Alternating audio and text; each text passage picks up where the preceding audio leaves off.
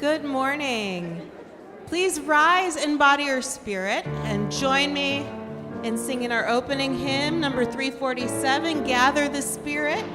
It's in the gray hymnal, but the lyrics are on the screen.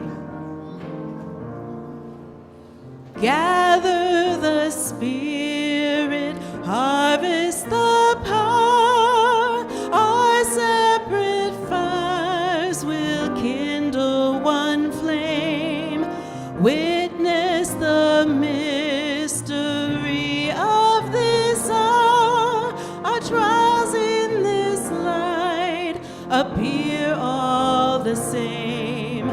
Gather in peace, gather in thanks, gather in sympathy now and then, gather in hope, compassion and strength, gather to celebrate once again. Gather the spirit of heart and mind, seeds for the sowing are laid in store, nurtured in love and conscience refined, with body and spirit united once more. Gather in peace, gather in thanks, gather in sympathy now and then, gather in hope, compassion and strength, gather to celebrate once again. Gather the Spirit growing in all, drawn by the moon and fed by the sun, winter to spring and summer to fall, the chorus of life resounding as one. Gather in peace, gather in thanks, gather in sympathy now and then, gather in hope, compassion and strength, gather to celebrate once again. Please be seated.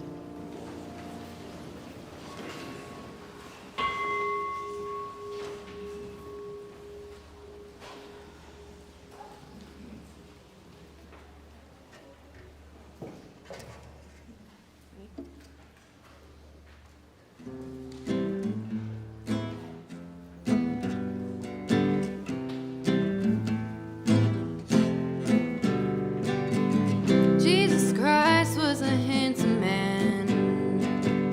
He had nothing to hide. He said, "Give bread to the hungry, bring the homeless inside." Jesus Christ was a dangerous man. That's the way that he died. He said, "Be good to the people you love and love everybody alive." Be good to the people.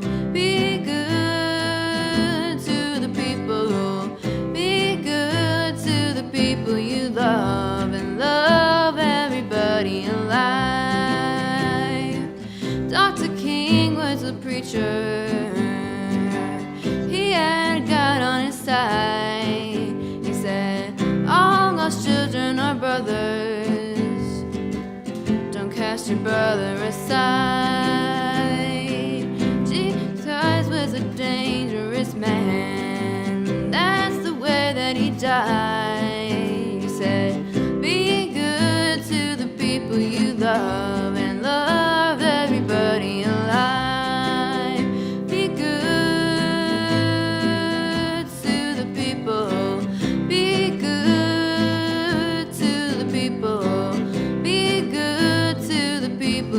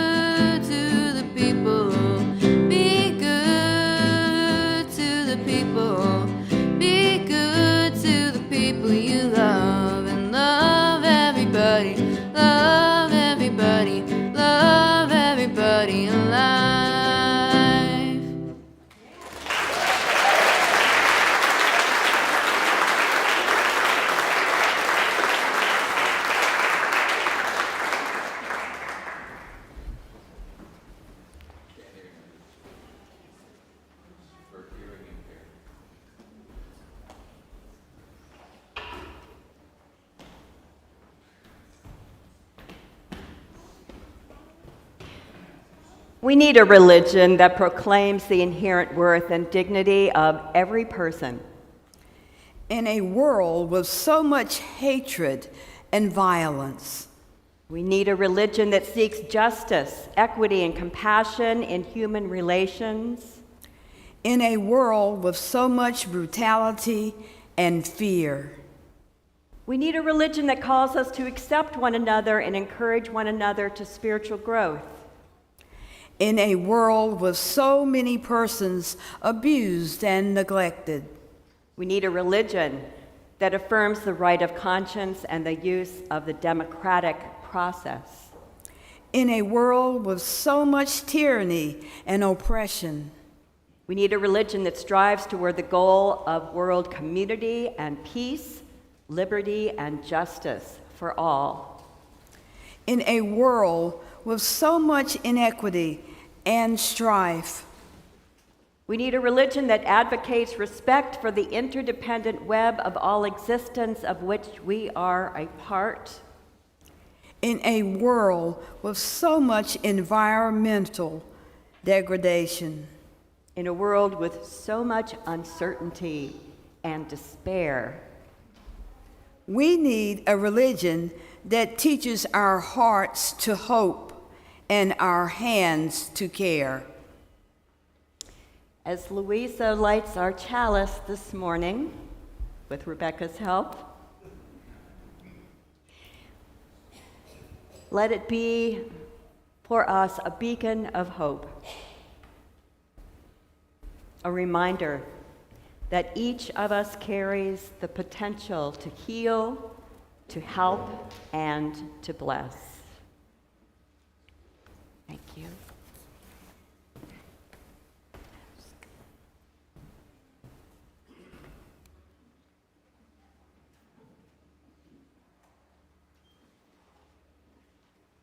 Good morning. Welcome to the Eno River Unitarian Universalist Fellowship, or ERUUF, as we like to say. My name is Reverend Patty Hanneman, and I am both a member here and also serving as your summer minister until next week, when your staff ministers will return from their much-deserved summer breaks. Whoever you are, wherever you come from, whatever your race, gender identities, whomever you love, and wherever you are on your spiritual journey or in your search for truth, meaning, and liberation, you are welcome in our beloved community. If you're visiting us today, I invite you to rise in body or spirit so that we can give you a hearty ERUUF welcome. Do we have any visitors with us today?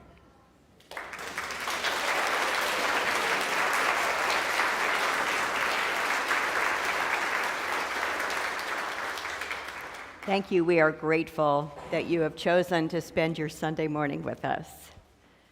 And if you are watching on the live stream and you have access to the chat this morning, I invite you to place your name there, and someone will welcome you online. If you're visiting and you have children with you today, they are welcome to participate in our religious exploration classes. Simply follow the families out of the sanctuary after the time of all ages, and there will be somebody from RE to show you how to get your children to their classrooms, and then you can come back and join us here for the rest of the worship service.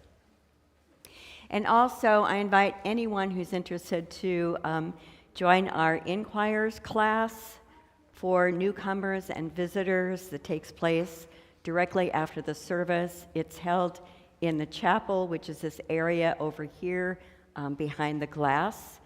If you do have children in RE, you can pick them up from their classroom. Someone will tell you how to put them in childcare during the Inquires class, or you can also keep them with you in class if you like. And now, this would be a great time to turn down any devices that you may have that may make disturbing or noises, some sort of noises, and let us prepare ourselves for worship with a few deep breaths in and out together. Let us worship together.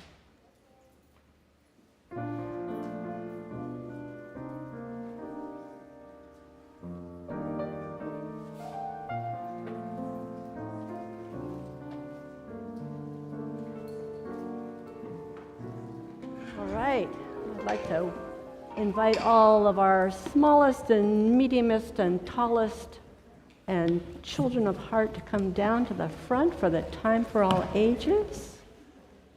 Hello, hello, it's good to see you. Everybody coming? All right. So our story today is Dear Dragon. Now, I thought of something that you guys might not be familiar with. Have any of you received a letter in the mail?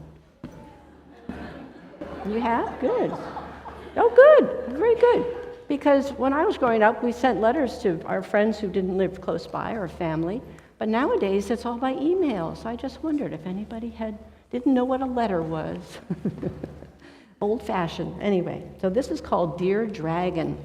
And it is written by Josh Funk and illustrated by Rodolfo Montalvo. That's a good name to say. All right. Hello, students. Our poetry and pen pal projects this year are combined. Upon your desk, you'll see the pen pals that you've been assigned. Please make sure the letters that you write are all in rhyme. Now open up your envelopes, please. It's pen pal time. All right. September 12th. Dear Blaze Dragon, we haven't met each other, and I don't know what to say. I really don't like writing, but I'll do it anyway. Yesterday, my dad and I designed a giant fort. I like playing catch and soccer. What's your favorite sport? Sincerely, George Slayer. So here's George Slayer. This is what he's describing.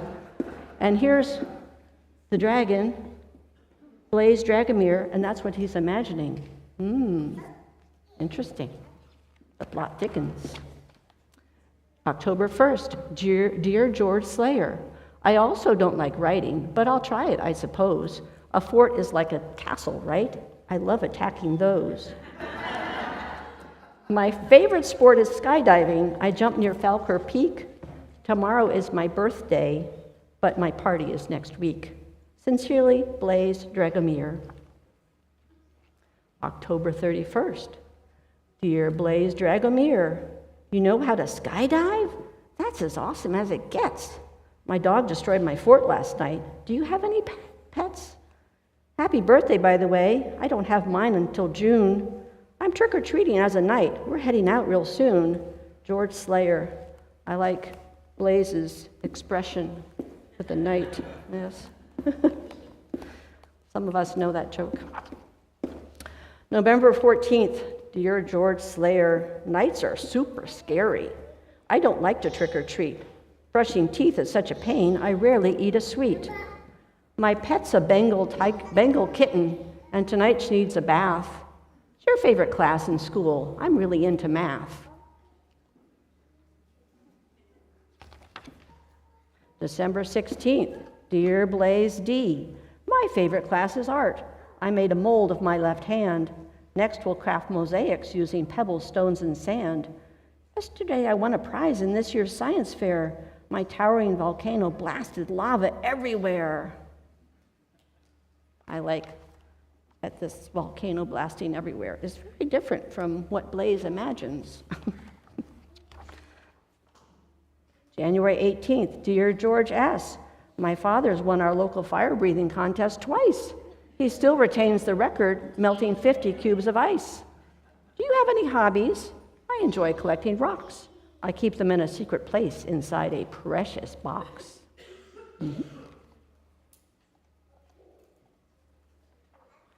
February 22nd, Blaze. Fire breathing? What's your father's job? My folks are teachers. I collect exotic monsters, animals, and creatures. Oh, guess what? I heard the news this morning from Miss Sweet. A pen pal picnic's planned for June. At last we'll get to meet. George. March 15th. George. Dad's in demolition. He works hard throughout the day. But every night we read a book or pick a game to play. Soon he's going to take me flying once it's really spring.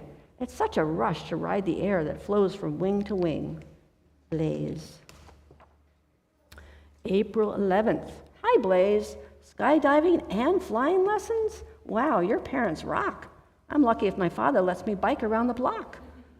Once the school year's over and this project is complete, should we continue writing? Because it could be kind of neat. Your friend George. May 12th.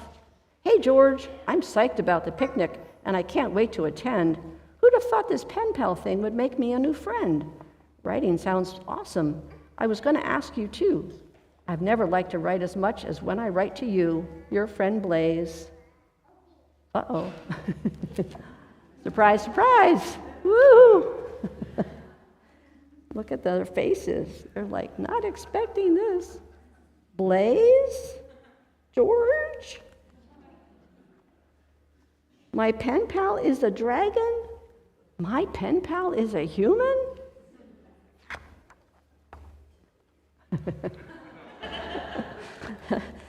All right, yes, very good. All right, last page. Our plan was a success, my friend, or so it would appear. The Poetry and Pen Pal Project, once again next year. All right, everybody. So it's time for you to go off to your religious exploration summer activities. So we'll sing you out and have a great time across the way.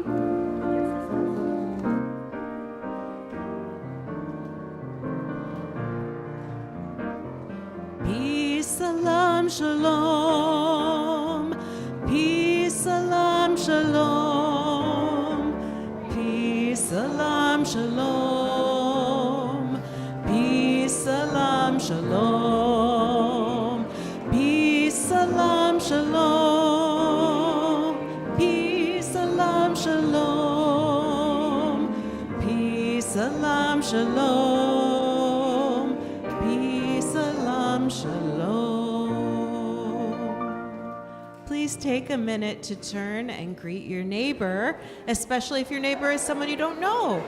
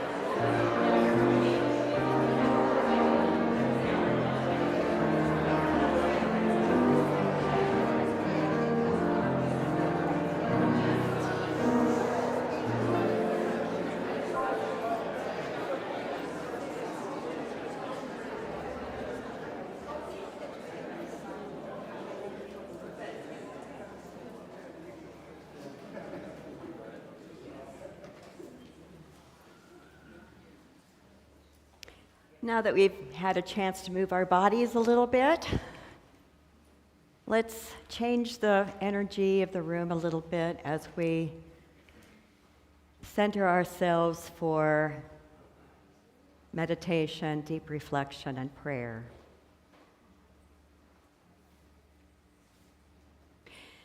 Let us create a prayer together. At the center of the gathered community dwells the holy. We are the prayer, each and all. One by one, we come to this place whole and broken, commencing and concluding, laughing and weeping. And soul by soul, the prayer begins, spirit of life and love. Two by two, we greet one another, smiling, nodding, speaking. And in relationship, the prayer continues. Spirit of life and love, where we meet, is a sacred space. Moment by moment, the circle builds, pulsing like hundreds of heartbeats. We fill the circle with our breath. We inspire. The circle fills us. We are inspirited. The prayer rises on our very breathing together. Spirit of life and love, where we meet is a sacred space, and we are inspired by one another's presence. This circle will not, cannot go on forever, yet this circle will never die. What each of us finds here is what we are not. It makes us whole. It gives us strength to go out into the world beyond this holy community, beyond this sacred space, to begin yet another prayer. Let us pray. Spirit of life and love, where we meet is a sacred space, and we are inspired by one another's presence. At the center of the gathered community dwells the holy.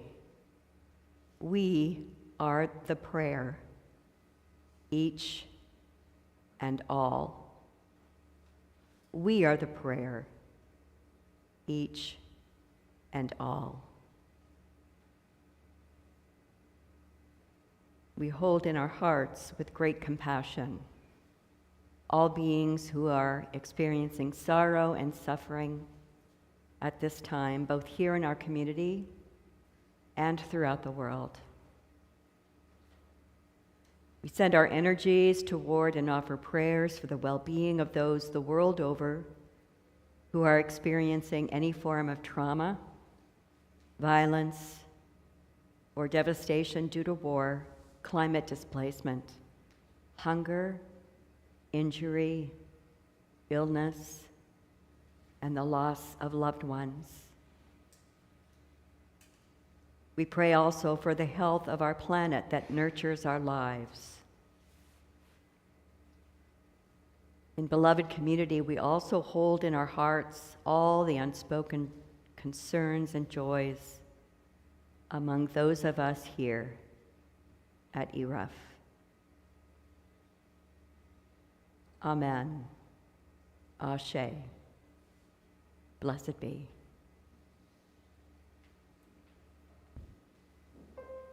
Our meditation hymn this morning is May I Be Light. The lyrics are on the screen.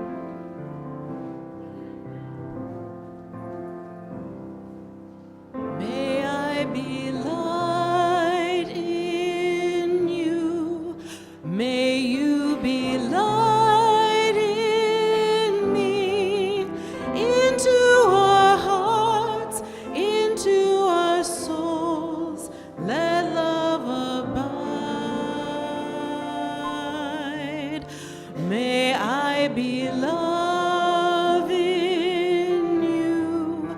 May you be love in me. From this place out to the world for all time. May I be light in you. May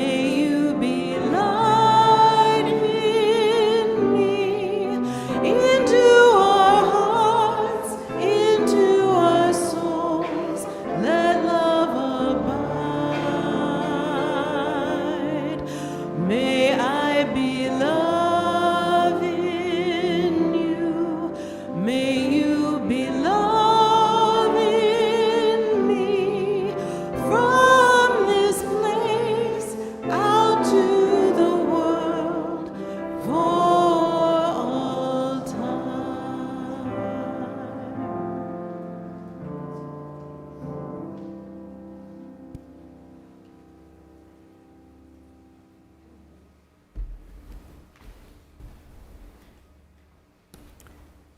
The primary human needs to belong. What does it cost us? Humans need food, clothing, shelter, and physical intimacy. When we satisfy these needs by wearing comfortable clothing, sleeping in shelter out of the weather, and of course, satisfying our physical attraction to one another through physical intimacy, we experience a pleasurable lifestyle. These definitions are supported by Stephen Liska's Neuroscience for the Mental Health Clinician. Of course, he was my first go-to on this subject since I'm a mental health nurse. When we have obtained these basic needs, life seems wonderful, and we feel like we belong to the broader community. Because in our human tribe, everyone is striving to fit in, or another term for this is belonging. The effect this need has on our community can be positive when we derive pleasure, or it can be negative when we sense fear and need to flee the situation. Neurologists believe that how we move physically connects to how we feel. As a Black lesbian today, I am very intentional with how I move physically through my day. As a matter of fact, I've been cautiously moving through life since I was the only Black kid in most of my elementary and middle school AP classes. As a kid, I recognized that to belong, I must imitate the physical movement of the dominant social group I was interacting with. One move that the dominant group was not familiar with created fear of me for them, thus making me an outlier. I would not be asked to belong to the dominant group again. This affected me to this day, especially with threats against the LGBTQ community and the Black and brown communities by ICE. Last week, I was at Myrtle Beach, South Carolina, in a hotel full of Black and brown people. I was unaware of this phenomenon till I looked around. This was a resort.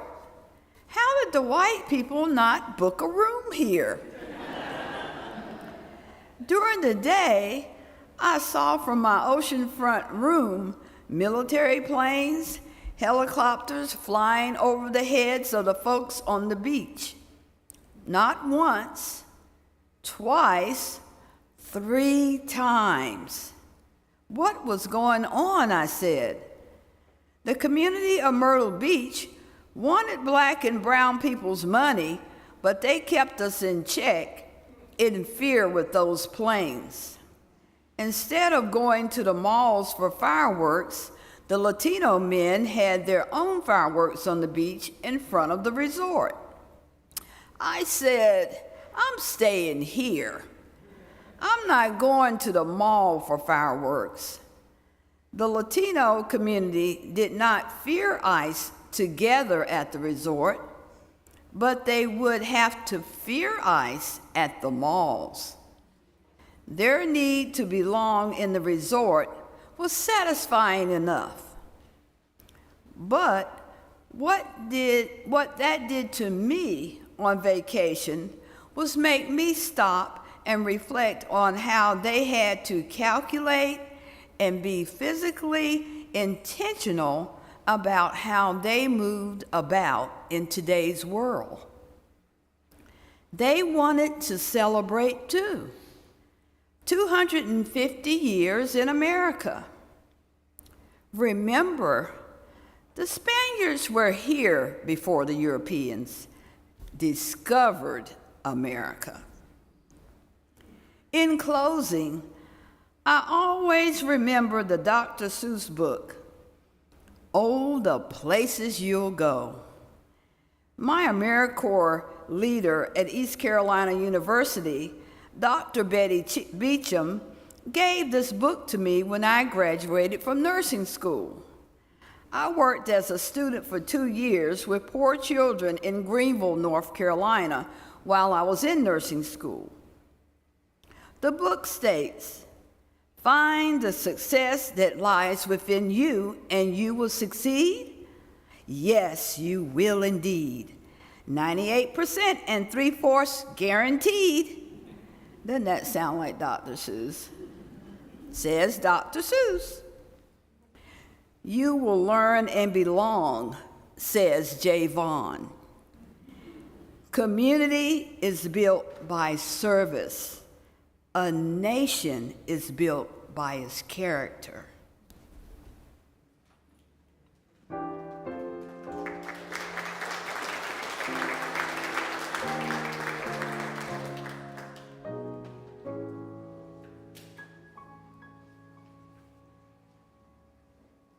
Thank you, Jay. On this last Sunday in July, it feels strange to say that summer is nearing its end already, and that next week our ministry staff will be returning to begin planning our next church year. That being the case, I thought it might be a good idea to consider the role of congregational life. How does our life as a congregation relate to the events beyond our walls that will shape our role in the community? How will it shape our responsibilities as a people of faith in the year to come? I heard it said once that any religious group that aspires to integrity will emphasize 3 key concepts: behaving, believing, and belonging. At different times and in different circumstances, a religious movement might emphasize one aspect over another, but an ongoing emphasis of one at the exclusion of the other 2 will likely land us in the dustbin of history. It does matter how we behave, which is why we write covenants and policies about how to be together. And it does matter what we believe, which is why our principles are thoughtfully revised on a regular basis.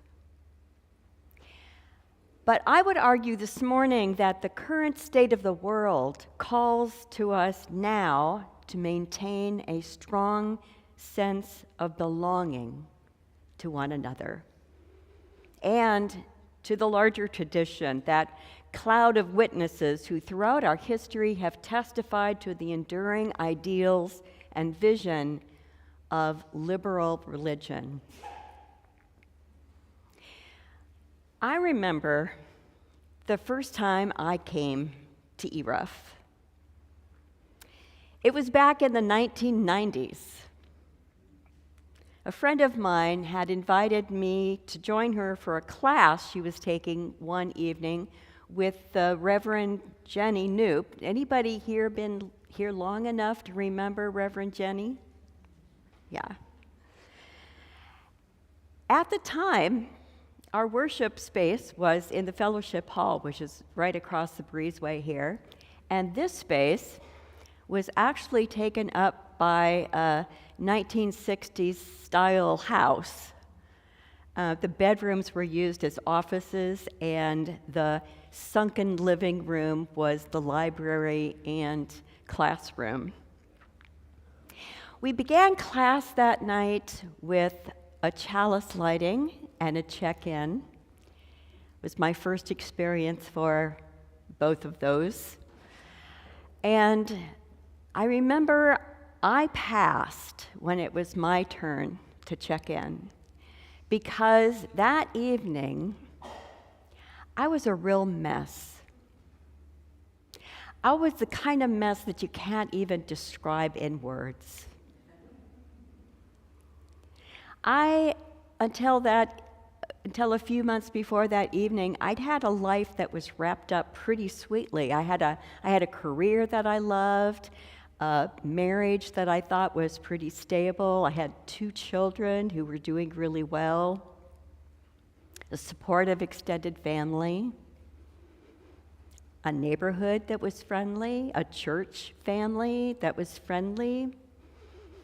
I was a professional, comfortably middle class, conservative Christian woman, straight, white, mother of 2 who dressed 5 days a week in Talbot's clothes. It's hard to believe nowadays. But over a period of just a few months, I would lose my sister and best friend in a car accident. My husband would leave. The department that I worked for at Duke would close, and I was out of a job. Along the way, as my husband left, he made sure to alienate our neighbors, our church family, my extended family from me. And my pastor told me these things would not have happened if I had had stronger faith. So this was the mess I brought to ERUUF that evening. A woman whose self-esteem had been built around a container that was now badly leaking. But no one here seemed to care about any of that. No one suggested that I join a committee to fit in. I can tell you that if they had, I would have bolted from the door. Nobody was expecting anything from me. I didn't have to pretend that I was any braver or stronger or more put together than I was in that very moment. I didn't have to pretend anything. I could be my authentic, confused, angry, questioning self. And all of this in the company of strangers. What a blessing. In any faith community, it's important that behaving, believing, and belonging be held together by some sort of creative tension. But the sort of grace that I experienced that evening, I think, is our superpower. It's our superpower. Since becoming a Unitarian Universalist, I've often been struck by how a sense of belonging can transcend our many differences, even the differences of space and time. If you meet a UU from another state or city, it doesn't matter whether they're humanist or Christian or eclectic, you recognize immediately a kindred spirit. Oh, I get you, we think. This is a person to whom I belong, and I belong to them. They belong to me. And that, in turn, can remind us that even in the company of strangers, we are all sisters and brothers in the things that matter to us most. We are all brothers and sisters in the things that matter most. Religious communities that find their distinctiveness through the recognition that we all belong together, to each other, is in fact the religious communities that can begin to help our divided and broken world. As this summer has progressed, I've been hard-pressed to remember a time that has felt to me so broken and divided. This past week, I had the opportunity to read an interview between Margaret Wheatley and Tammy Simon, posted on Sounds True. Wheatley is a writer and a management consultant who draws from systems analysis and chaos theory to inform her work. I've read many of her books, and I love her work. But the interview that I read concentrated on the cycles of life and the cycles of institutions, especially as they relate to the chaos that we now live in. The interview was difficult reading. Difficult because she insists that if we look at our present moment with clear, unbiased eyes, what we will see is that there is not just chaos. There is systematic, intentional forces destroying our future, destroying people, and destroying our personal motivation. When Wheatley trains people, leaders, which she defines as anyone willing to help, I love that definition. She says that we have actually passed the tipping point where all the systems we have grown accustomed to can be repaired. And this is why it's difficult to read her analysis. She says that we need to give up the notion of being activists on a grand scale, and we need to give up the notion of continuing progress, which she says is a Western thought that doesn't jive with the cycles of life that we live through. We can't always make things better, she says. Life is a cycle. Everything has a life stage and age. Organizations go through cycles.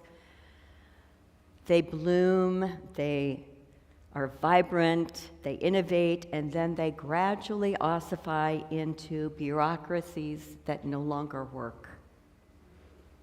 Civilizations have this same cycle, she says. The life cycle of a civilization is historically, throughout history, has been 250 years.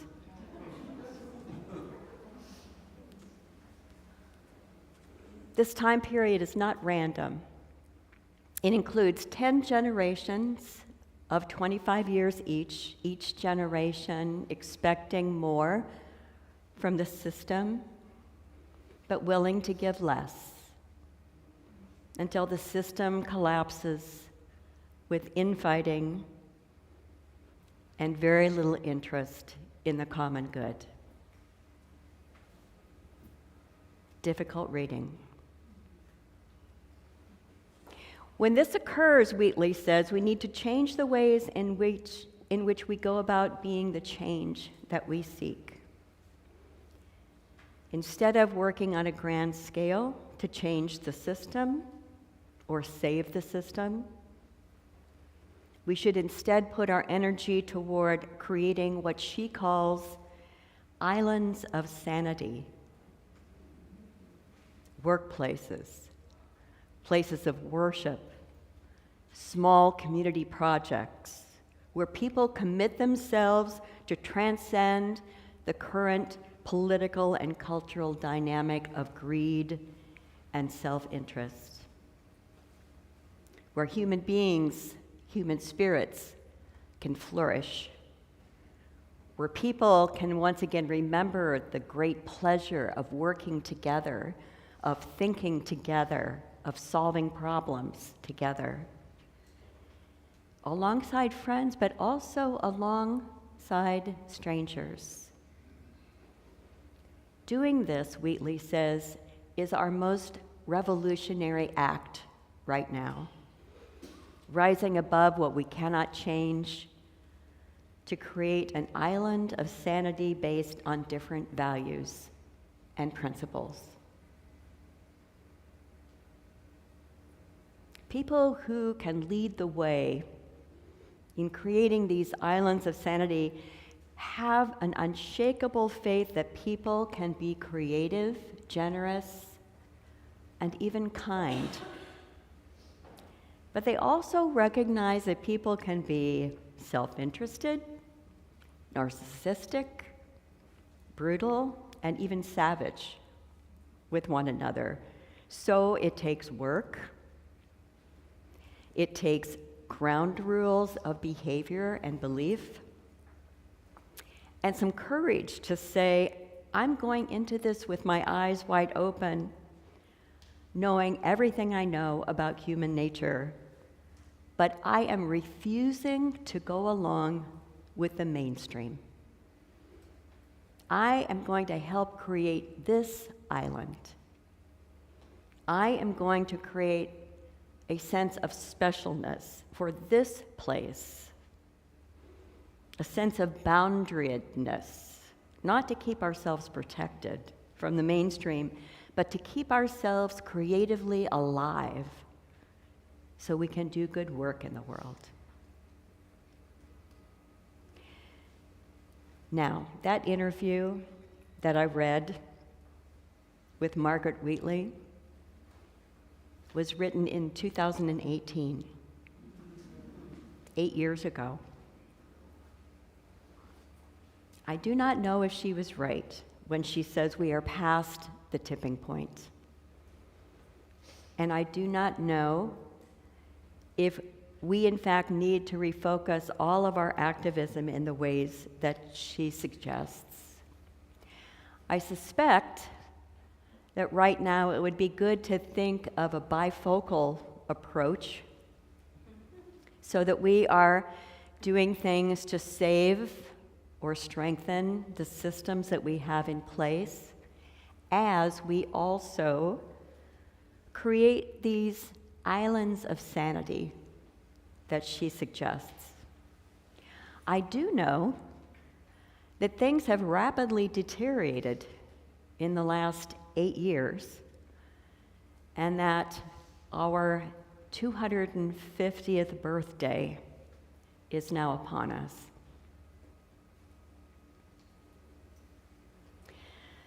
Shokam Trungpa, and I apologize because I'm probably mispronouncing that name, says, I cannot change the way the world is, but by opening to the world as it is. I believe that opening to the world as it is means, first of all, that we pay attention,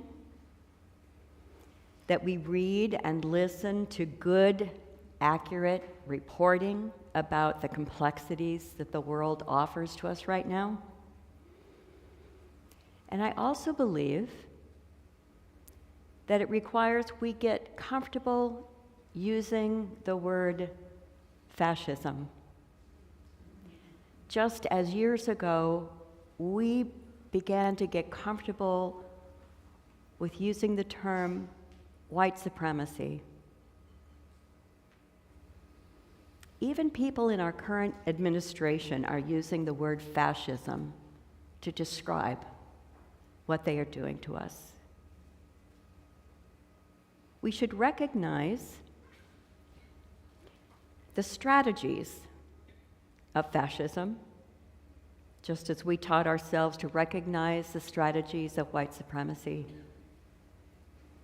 If you need a primer, I suggest a very slim book by Jason Stanley called How Fascism Works: The Politics of Us and Them. The strategy is simple, really. Devise various ways to divide your citizenry into the deserving and the undeserving, whether that be based on the color of your skin, your religious identity, your political identity, your gender identity. And God help you if you are found to be in the undeserving category. Once you recognize this basic strategy, you will hear it in almost everything our administration utters. We would prefer to think sometimes that these folks are just rambling. But in fact, it is well thought out rhetoric designed to distract us and to divide us. We should be very, very careful of any conversation that we hear where people are divided into the deserving and the undeserving. And all of this brings me back to the role of congregational life. Each Sunday, we offer you a welcome.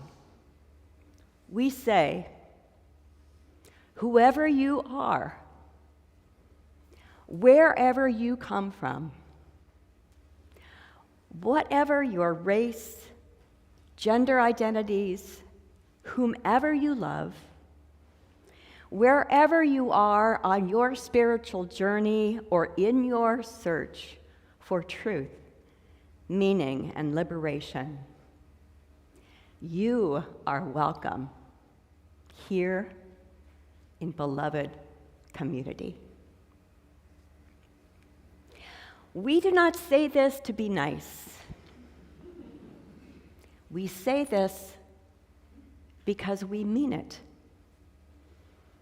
We say this as a profoundly pro-democracy, anti-fascist proclamation every Sunday. We say this because here we refuse to play that sheep and goats game.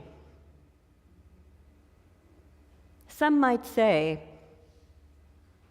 especially other religious traditions, might say that we are naive in thinking that any kind of community can withstand this kind of broad belonging. But I say, no, we say that this is our superpower. It is our superpower.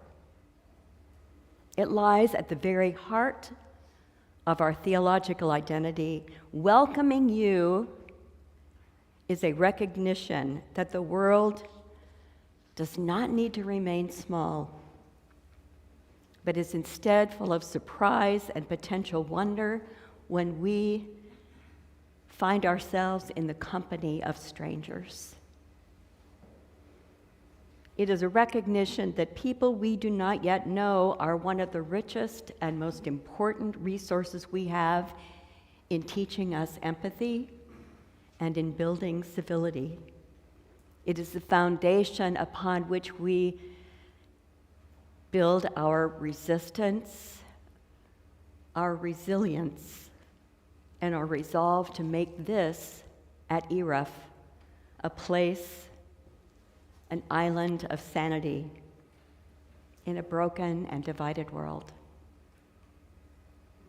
So when you first walk across our threshold, you will find yourself in the company of strangers. And we will welcome you, even if you bring as big of a mess as I did decades ago, because we are the prayer, each and all. Amen, Ashe, and blessed be.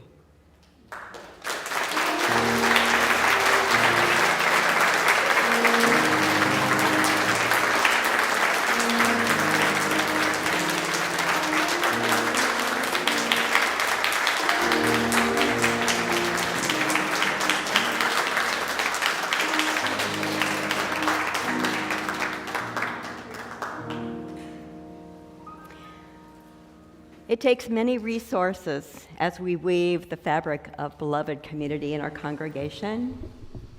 It includes the offering of our time, talent, creativity, imagination, and treasure, all given as we cultivate hearts of generosity toward our mission, vision, and our work in the world. As the greeters come forward to pass the collection pouches, you may place something in it, or we invite you to point your device to the QR code on the screen, or use the QR code that's found on one of the cards in the pew racks, and that'll take you directly to our online giving portal. And if you need assistance with any of this, please see someone in the office after the service. Catherine and Bill will now continue with our offer.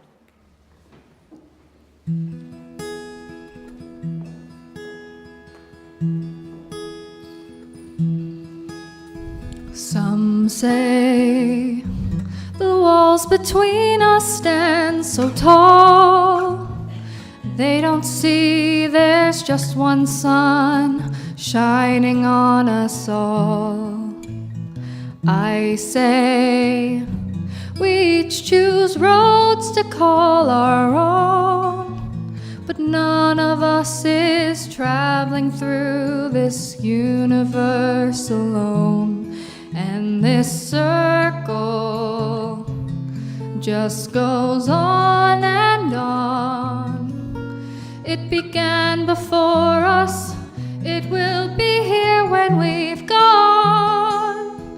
And this circle just goes on and on and on, connecting our humanity, joining me to you and you to me. Seasons keep spinning on the wheel of time.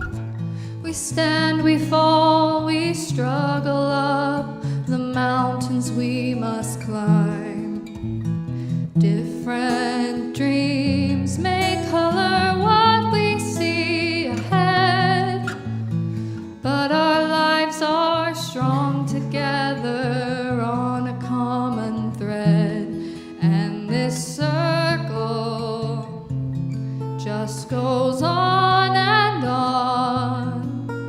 It began before us, it will be here when we've gone. And this circle just goes on and on and on,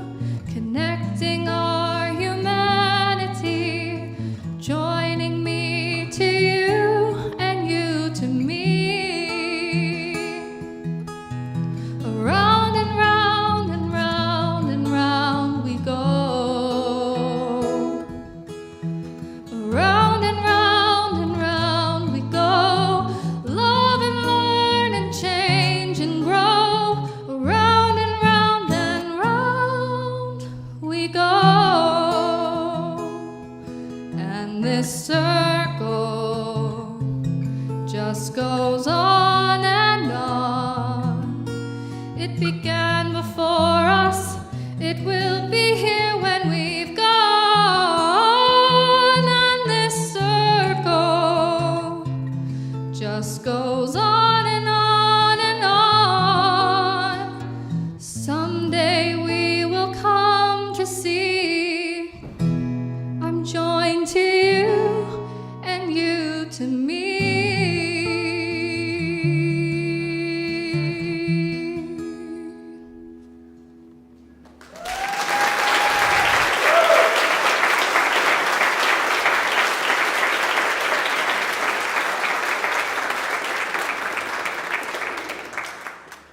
Thank you so much.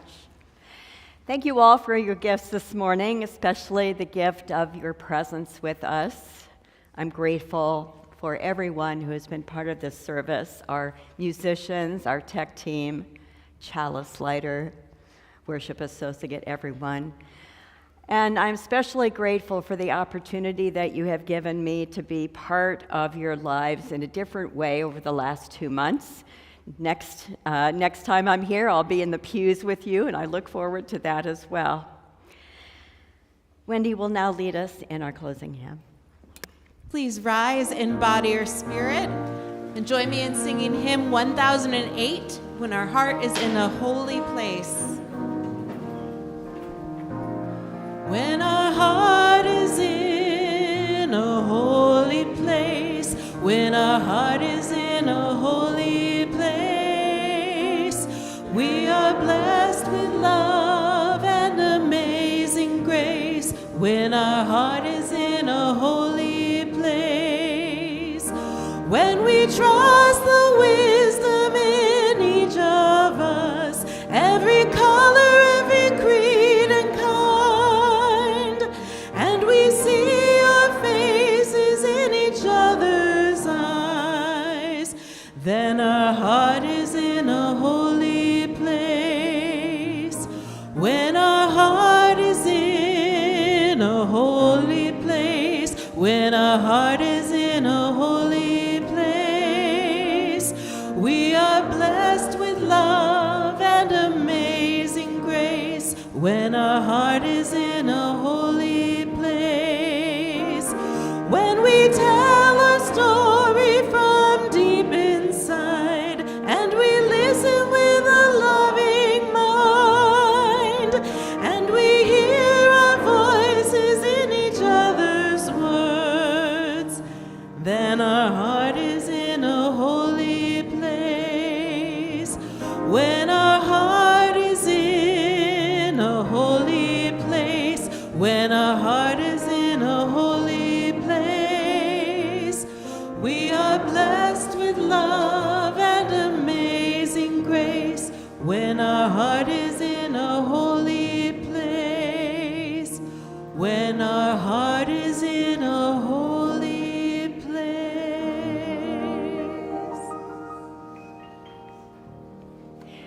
For this one moment, know only that you are loved, that you are safe and whole and loved. Know that you belong here among us, here on this earth, in your body, however tired, however broken your heart may be, whatever fear, disappointment, anger you carry on this day, you belong. Go in peace, my friends.